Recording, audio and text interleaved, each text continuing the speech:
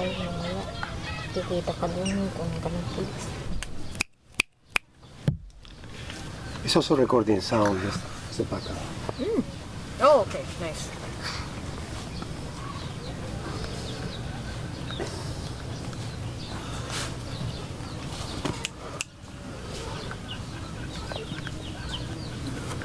Testing, testing.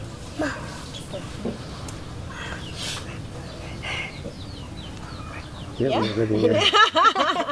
What was your question? You have to say it and then it's... Yes.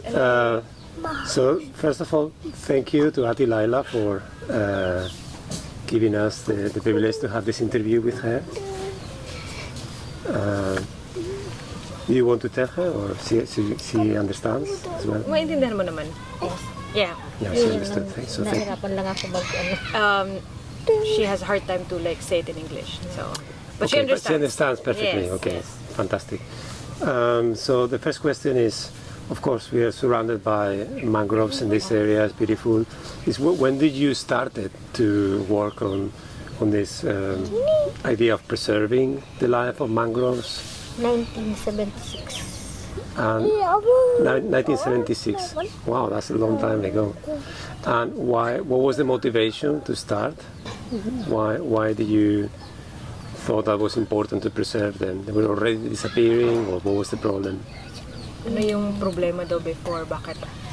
Bakit nag-umpisa ka na ng mangrove? Sino nagturo sa'yo? Ano mo na lang yung story? Sa ano sa Mau, kila ma'am daw. Yun ma'am, ano ko kasi. Saka ako rin ma'am, pag mayroong mangrove kasi, nakakaano siya yung tubig, hindi masyadong malakas yung alon.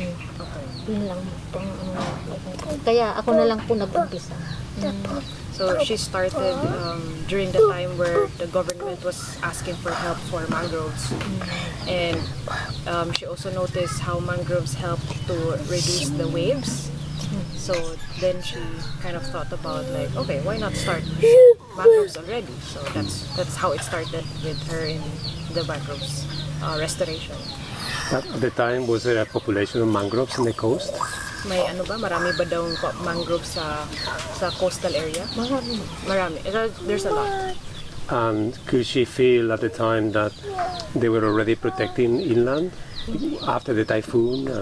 So, may napansin ka ba daw na protect kayo sa inland? So, yes, there is meron naman. Ano mo na lang, dagdagan mo na lang yung story na. Hindi, marami ma'am kasi mga bahay, dati ma'am mga bahay umaalis sila dito ma'am. Dito sa sa Dulaw, pumupunta sila sa evacuation. Ngayon ma'am hindi. Pumupunta sila sa Evacuation evacuation ngayon. Ngayon hindi na po.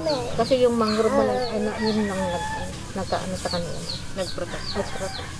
So she was saying that the mangroves used to be the people are going to the evacuation centers when there's typhoon.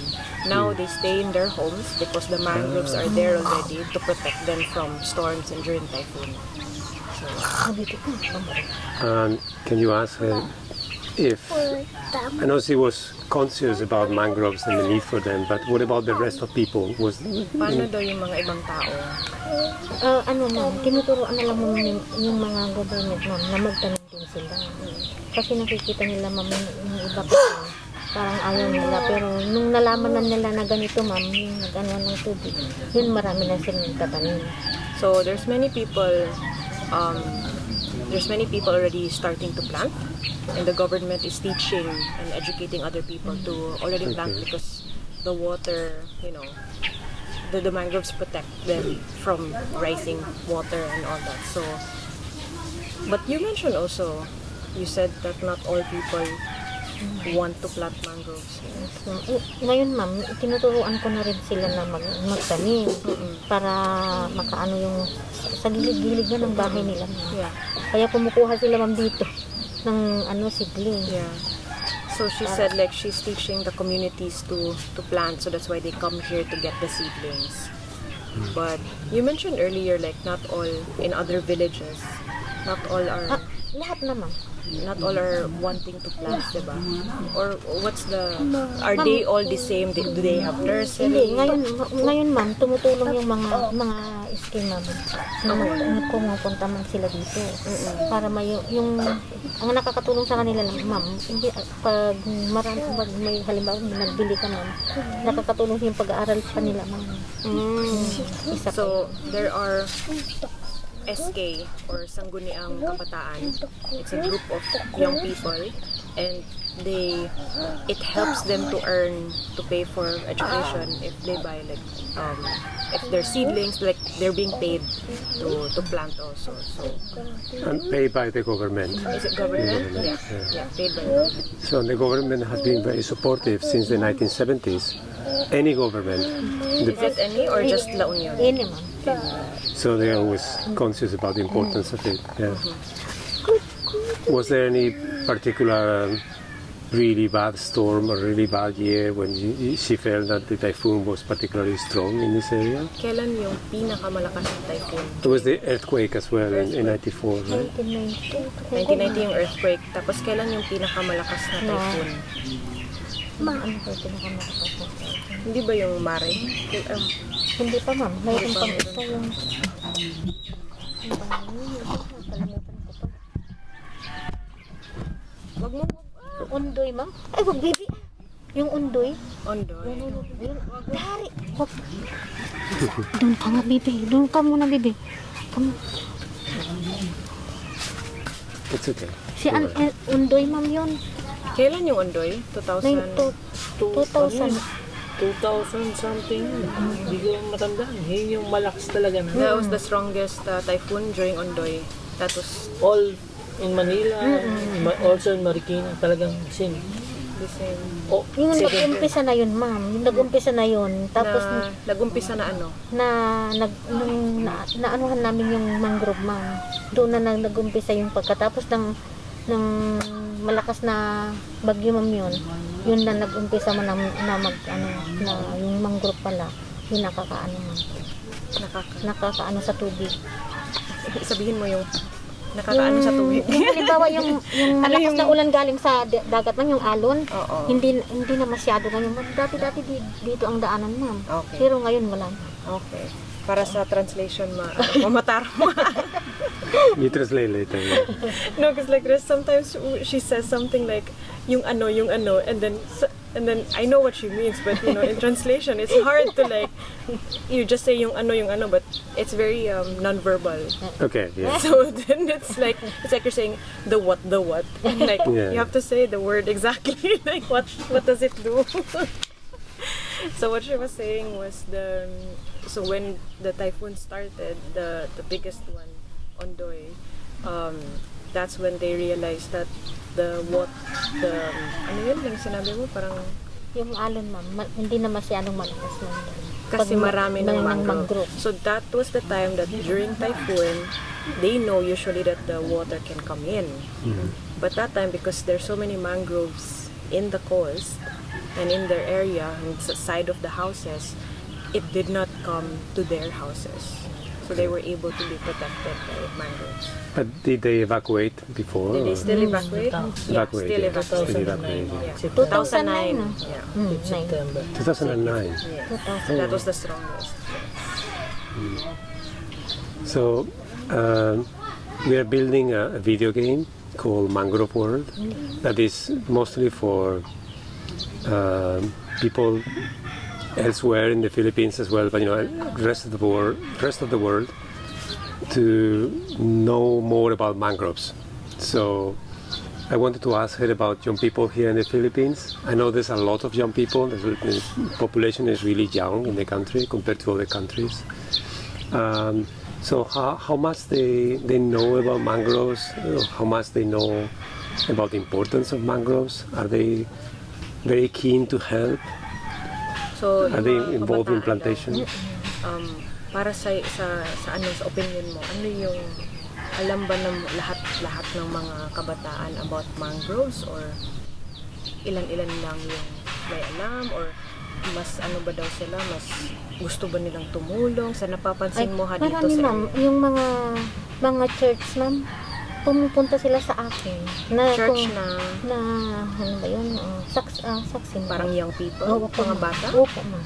Yun, pununtahan ako, ma'am, kung Oo. paano magtanim. Tapos, inaalok nila kasi iba na yung trabaho.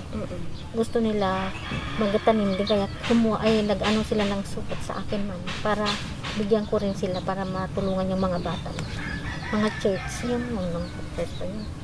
Pero magtanim sila? O magtanim Or- sila, ma'am. sila ang magtatanim. Magtanim So, sila. ikaw yung kukuha ng... Ako yung- bibigay mo sila yung support. Opo, ma'am. Support. Saan sila Saka, kukuha ng seedling? ma'am, ako rin daw mag-provide. Hindi na ito yung kukunin nila. Hindi na, ma'am. Yung ganito para marunong silang magtanim pag halimbawa. Okay, so yeah. So, some of the young people here in their area, there are some church from a specific church. There are so many young people there. And they come here to Delilah to ask to be taught how to plant mangroves. So they ask for the plastic bag, and then I ask where do they get the seedlings. They wanted to know how to get the seedlings, and so they will be the one to put it in the plastic bag. So she said there are more young people who are keen to help and to do mangrove restoration. And we saw it from the planting also. There were so many young people. So. Yeah, yesterday was amazing. Really interesting. Yeah. And they were so happy as well. They came from Manila, most of them, Yeah. from the partner organization. But yesterday, for example, it was really great. But we planted 200. 4. Oh, 400 in total. Oh, okay. Dito, hinawakan. Dito. And then Dahil. it's okay. It's a future mangrove leader, Daryl. But how well are you, let's say, coordinated with other regions in terms of, is it just you working in this thing, or the other areas nearby are also coordinating the efforts? So, yung tanong niya, nagtumutulong ba kayo sa ibang region or kayo lang ba dito sa La Union? Kung region, meaning nagko-coordinate ba kayo sa Ilocos Sur, Ilocos Norte, Ma'am, yung mga kumukuha Pangasinan? Ilocos Sur. Ilocos Sur. Yes. So there are areas that ask for seedlings from Yeah. Ilocos Sur, from another province. Right. So that's oftentimes happening. But do they go to the government Yes. first and then go to you?